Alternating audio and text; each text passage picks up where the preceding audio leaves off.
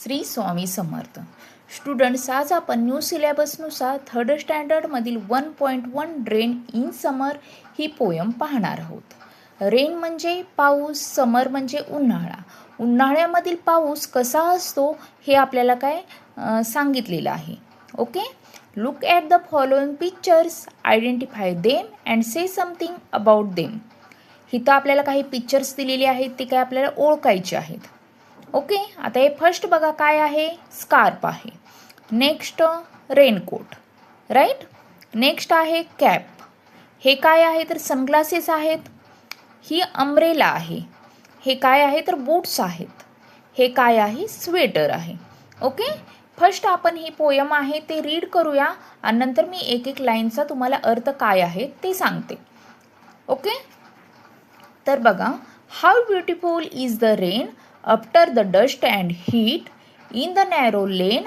How beautiful is the rain, how it clatters along the roofs like the tramp of hoofs, how it gushes and struggles out from the throat of the overflowing spout. Across the window pane it pours and swift and wide, with a muddy tide like a river down the gutter roars. The rain, the welcome rain. Okay, आता ठीक आहे, आपण एक एक ओळींचा अर्थ पाहूया. How beautiful is the rain.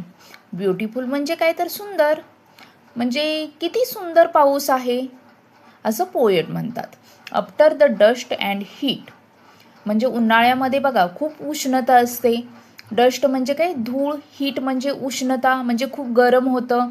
आणि अशावेळी पाऊस जर आला तर खूप छान वाटतं ना. In the narrow lane, how beautiful is the rain.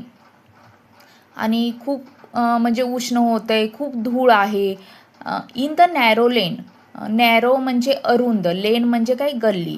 म्हणजे छोट्याशा गल्लीतून असं खूप सारी माणसं जात असतील त्यावेळी खूप गरम होतं आणि अशावेळी जर पाऊस आला तर खूप छान वाटतं. How beautiful is the rain. त्यामुळे रेन किती सुंदर आहे असं पोएट म्हणतात. नेक्स्ट बघा, how it clatters along the roof. Clatters म्हणजे गोंधळ, आवाज. आणि रूफ्स म्हणजे काय तर घरावरचं छत.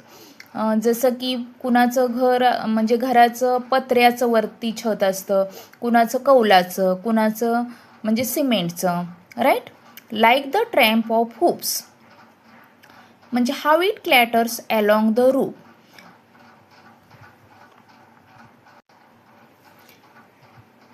म्हणजे घराच्या छतावरती खूप मोठा आवाज येतोय. Along the